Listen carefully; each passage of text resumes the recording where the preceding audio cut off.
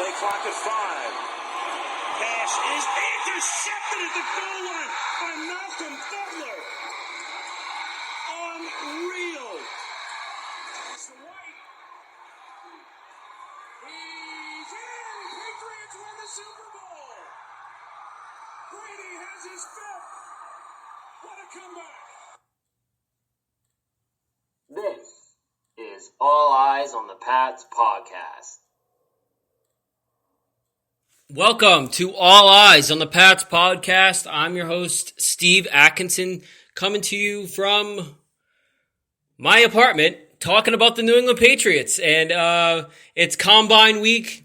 There's a coaching mismatch going on between the offensive side and the defensive side.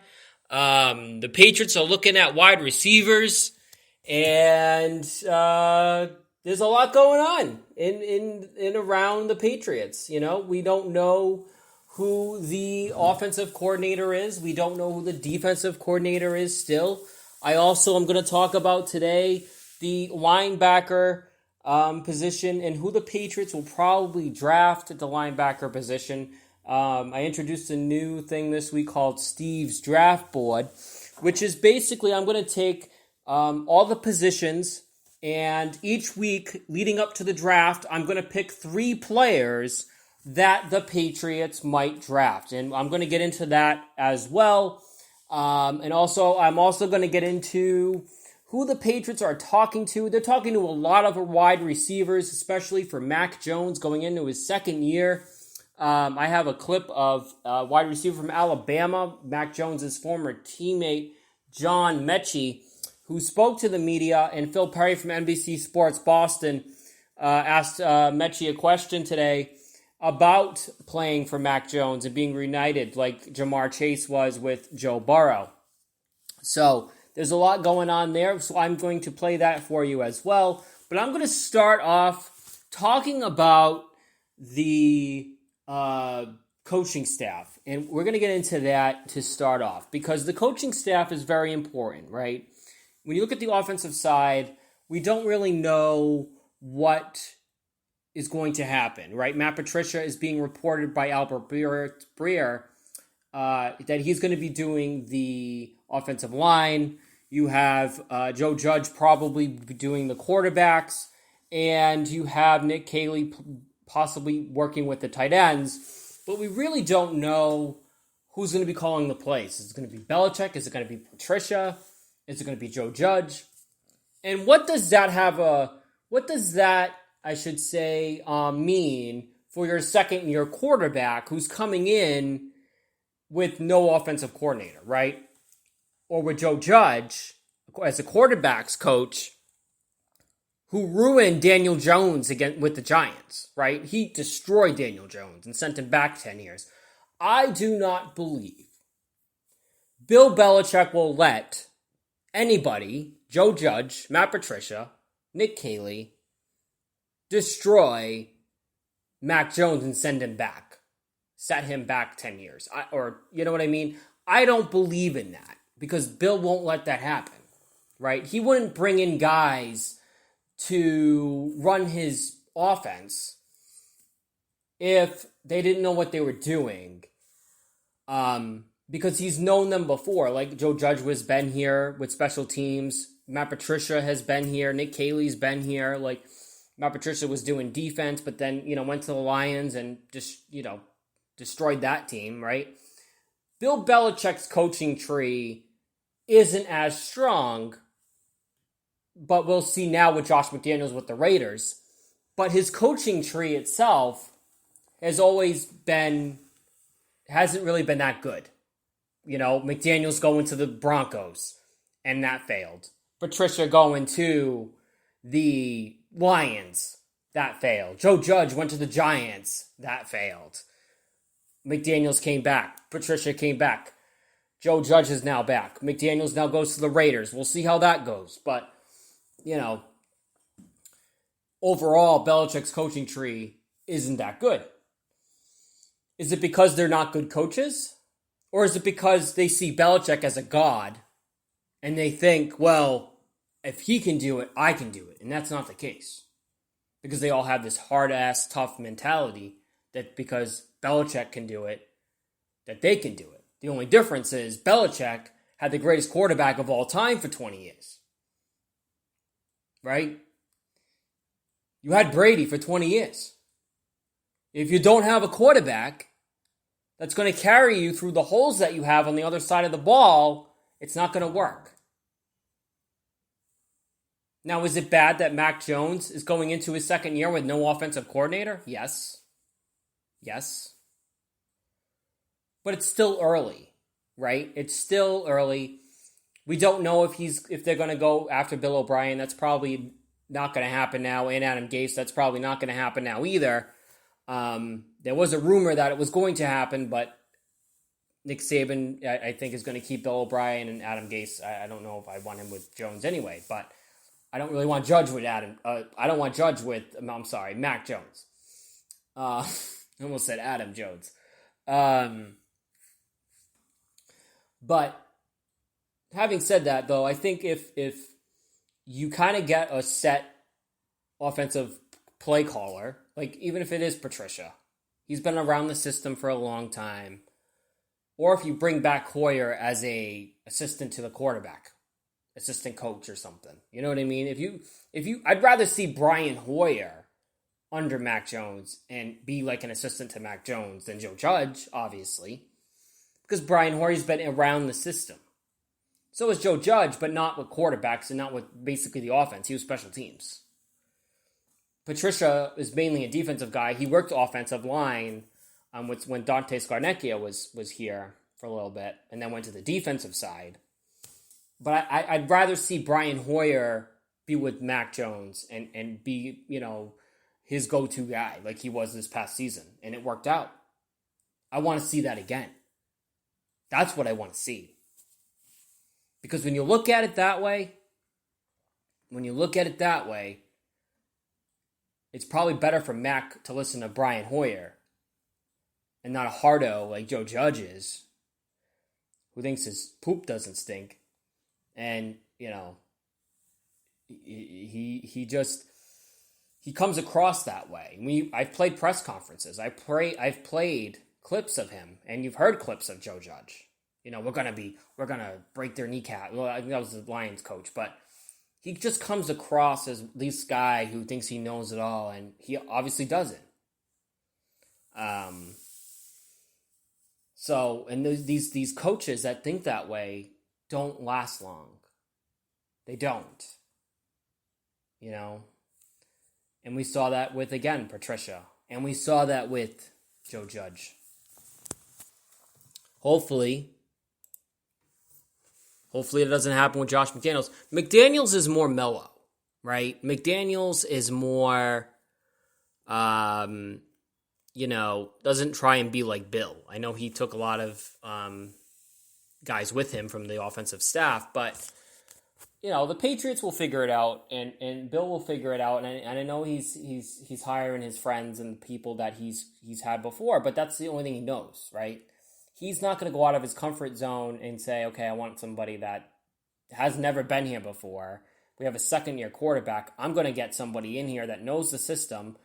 And even if they've been here before, at least with the second-year quarterback, I'd rather have that because they know what's going on. Instead of somebody new that doesn't know, who's never been here before. Now you're like, well, this guy's never been here. Now he's going to learn the system, so teach it to Mac Jones. At least these guys that are here now have been here before. They know what's going on. They know the system. They know what to expect. Having said that, I'm gonna switch gears and go to the scouting combine, the combine now. So the combine is this week. And the Patriots are doing a lot of homework on wide receivers. They're doing a lot of homework on them. Preferably Jamison Williams and John Mechie from Alabama. So here's John Mechie's answer today from Phil Perry on NBC Sports Boston, talking about being reunited potentially with Mac Jones. Here it is. Mac and I are really close. It was my quarterback that year, so Mac and I got along really well. We spent a lot of time together my freshman year, just on the two team and stuff like that. So we have a lot of chemistry back there. John, what would it be like to reunite with Mac in the league? Oh, that would be cool. Me and Mac 10 got back together. It would be cool. Yeah, for sure. Have you thought about that at all, especially with Chase and Burrow kind of picking up where they left off from LSU at Cincinnati? Yeah, it's definitely something. It's definitely something I've heard, and especially seeing the trend of teams liking to unite quarterbacks and receivers, or just former teammates together. I think Mac 10 and that would be special for sure. Are the Patriots a team that you've met with already here in Indy? Yes, sir. My meeting with the Patriots went really well. We talked about Mac Jones, of course, Christian Barmore. They have a little group of Bama guys over there. The Patriots is really similar to Alabama as far as structure of team with Coach Belichick over there and Coach Saban at Alabama. So it was a good interview. So that's one Alabama receiver. And here's what another Alabama receiver said today. This is from Mark Daniels, Providence Journal. Alabama's Slade Bolden said he models his game after Julian Edelman. Added he's close with Mac Jones, who was his roommate in college. On top of that, said Bill O'Brien would talk to him about how he used Wes Welker. Bolden has met with the Patriots at the Combine. So there's two guys that have met with the Patriots at the Combine. Two guys from Alabama. And there are more. But I want to focus on the Alabama thing. Because like with Joe Burrow and Jamar Chase, who were teammates at LSU, and we saw the jump from year 1 to year 2 when they got Jamar Chase with the Bengals, if the same thing can happen if you draft a Jameson Williams or a John Mechie or a Slade Bolden, Slade Bolden. You draft his teammate from school that he's comfortable with. You bring him into an offense with no offensive coordinator. Matt Patricia's calling the plays. But you got maybe Slade Bolden as your slot like Edelman and John Mechie, along with Kendrick Bourne as your third guy maybe, or, put it however way you want it, and Nelson Aguilar. You got two college teammates of Mac Jones. Two. Mind you, you don't have an offensive coordinator because they're all assistants, right? As of right now. But if they go into the season with no offensive coordinator, and you got two teammates of Mac Jones in college, and you bring him in here, I think it's a good match. You may not need an offensive coordinator. You may not. Because if they click well together, if they get along, and if their chemistry is good on the field, and they all understand the language of the plays, then why does it matter who's calling the plays on the sideline? Doesn't matter if it's Patricia or Joe Judge or Bill Belichick. Doesn't matter. Didn't matter who was calling the plays for the Bengals. Didn't matter. Joe Burrow was on that field this past season, and he was finding his guys. He was finding Jamar Chase all over the place. You do the same thing for Mac. Doesn't matter who's coach calling the plays. Doesn't matter. I just came up with that now. I mean, I don't want to say didn't matter for Brady, right? Like Brady, it didn't matter for him because it was Brady. It didn't matter if it was Bill O'Brien or Josh McDaniels or Charlie Weiss. He's gonna do whatever he wants, or Brian Leftwich. Doesn't matter because he has chemistry with the guys around him, and he's gonna change the plays probably at the huddle. But Mac isn't Brady, obviously. But I'm just saying, if you look at it like, everyone's saying, well, it's the offensive coordinator and we need an offensive coordinator. The Patriots didn't even have a defensive coordinator last year, okay? You had Gerard Mayo, holding the meetings and Steve Belichick sticking his tongue out, calling the plays on the sideline. It's crazy. It's crazy because Gerard Mayo should be the defensive coordinator because the guys would listen to Gerard more than they listen to the coach's son. That's just my opinion. So the defensive coordinator should have been Gerard Mayo and still should be Gerard Mayo. But I'm not trying to go off topic with the offense though. But, the Patriots are getting a lot of talk about, it seems, from what I see, they're doing their homework on the wide receivers. Because they can see what they have at the position now. Kendrick Bourne and Nelson Aguilar. You have a tight end in Hunter Henry. You really need a slot. You do. You need another receiver. And maybe they get someone that wasn't teammates with Mac Jones, and that's okay. That's fine. Even if you got 2 teammates of Mac Jones, wide receivers, that were teammates in Alabama, and then you get one that wasn't his on the same team as Mac at Alabama. That's still all right. Got some young blood in there, young talent. You're still good. You're still good. It may not matter who's calling the plays on the sideline. It may not. Because do you think it matters? Well, this is a college, this is a different game. That Bill O'Brien is calling the plays at Alabama? No. That team's loaded. It didn't matter Brady had Brian Leftwich calling the plays in Tampa or Josh McDaniels in New England. The team, Brady is the greatest of all time, and Brady had good talent around, and Brady knows the game. Mac knows the game. He knows it. So, to get all up in arms about they don't have an offensive coordinator and they should, they may not need one if they draft 2 guys from his that were teammates with him in Alabama. They have good chemistry. They fit with the offense. And they win games. The Mac's all set. The offense is all set.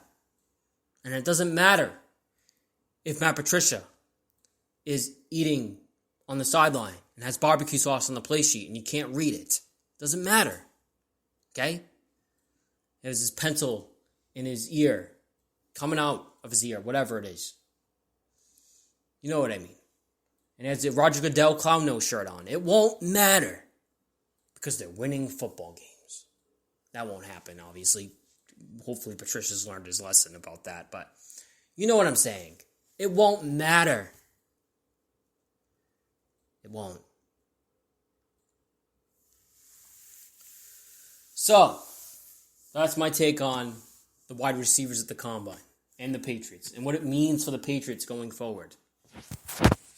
Introducing Steve's draft board. My picks for the linebackers position. My first pick, Bill Belichick loves to take players from schools that he knows the coaches. Nick Saban, Michigan, Florida. So the first one I'm going to pick is Christian Harris, Alabama, inside linebacker. He's a projected first, early second rounder fit. This is his strengths, okay? Shows toughness to get under the pads of tackles to bull them. Club them upfield to get the inside lane or fight through blocks for the secondary rush when the passer steps up. He will always try to plow into the largest piles and has a good knack of ending up glued to the ball carrier. Can attack the edge with speed and has the flexibility to dip low and under the tackle's reach. Handles misdirection well with quick change of direction ability. Comes downhill quickly against the run when he has an open lane. His weaknesses are he lacks pop and strength. Most effective when uncovered inside and chasing stretch plays to the sideline. He's a work in progress as a pass rusher with upfield burst. Harris has no major weakness to his game and will probably start from day one. Again, he is projected to go in the second round of the draft. Outside linebacker, I picked Christopher Allen, again from Alabama. His strengths are stays with tight ends and receivers in the slot with very good straight line speed and change of direction ability for his size. Handles misdirection well with the quick change of direction ability. Comes downhill quickly against the run when he has an open lane. Has the combination of size and athleticism worthy of development. Quick to read run, showing good agility and speed to get past blockers and finish. Experienced in coverage and gets a strong jam on outside receivers. His weaknesses: ducks his head and fails to wrap up at times. Inconsistent in giving full effort to the second man in on the play, and must learn to use hands to beat blocks. Hits up high and misses more tackles than he should. Locates the ball, but takes routes to I can't pronounce that word. Circuitous routes to go get it. Should use power and long arms to take on and disengage from blocks insufficient with his angles. And then Damone Clark from LSU is Mike Reese had this guy on his Sunday notes this past weekend. His strengths are great play strength, prize, open blocks with his punch, anchors effectively for a linebacker, violent play style, zero reservations coming up to take on blocks, even against pullers. Effectively tracks the running back and knows how to sift through traffic. Great speed and fluidity in when he triggers downhill, effective blitzer. The weaknesses are poor field of zone coverage, trusts himself too much, and according to Bleacher Report, the comparison to Clark is Jawan Bentley. So that's my that's my linebacker position. Who the Patriots could draft in the first round. Now, Kevin Tame from Patriots Maven, he brought up a good point to me earlier and said that this wide receiver hype is a smokescreen and they're probably going to go defense. And I couldn't agree with him more. I feel like, Belichick loves defense, right? And all this smokescreen about, well, Mac needs a receiver, Mac needs a receiver, Mac needs a receiver. To me, to piss everyone off, Bill's going to go on the opposite and go, okay, I'm going to draft linebacker. I'm going to draft defensive lineman. I'm going to draft the offensive lineman. I'm going to, I see him doing that to an extent. I do see them getting a receiver, even if it's not in the first round. I feel like with Bill, I think he'll, he knows he needs to get Mac a receiver, but wouldn't surprise me at all. Like Kevin said, make it this a smokescreen and make it all about, going defense in the first round. Because really, when you think about it, Bill Belichick loves to feed the hype of something and then do the opposite. So, wouldn't surprise me at all. I want to talk about one thing because it has a relation to the Patriots in it, sort of.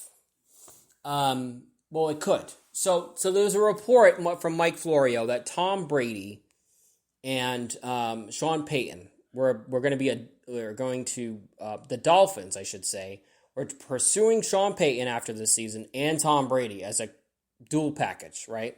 And then Brian Flores dropped the lawsuit and it stopped. But Brady is trying to buy a team or have ownership of a team. He has a house in Miami. It looks like Brady's going to try and buy the Miami Dolphins.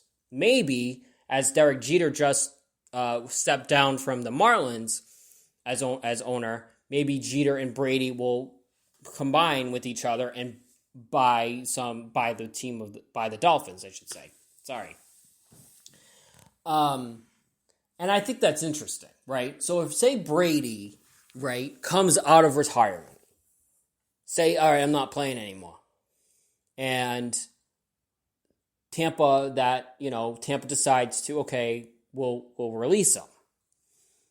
And he goes to Miami. And he plays for the Dolphins next year, and then he's part owner of the team.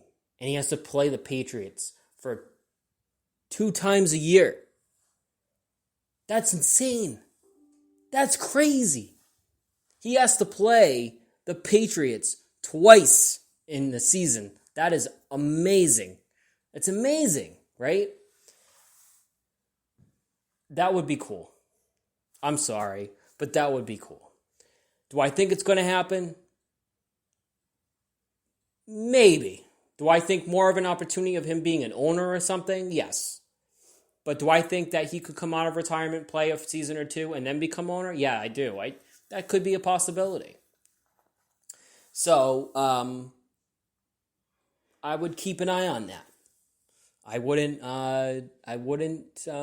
close that book yet that he's not done playing, because he was done playing from Tampa, and we saw that this week when Arians was calling him out. So he was done playing. He's just not playing. He's not done playing, I should say. He's just done playing for Tampa and that coach, Bruce Arians.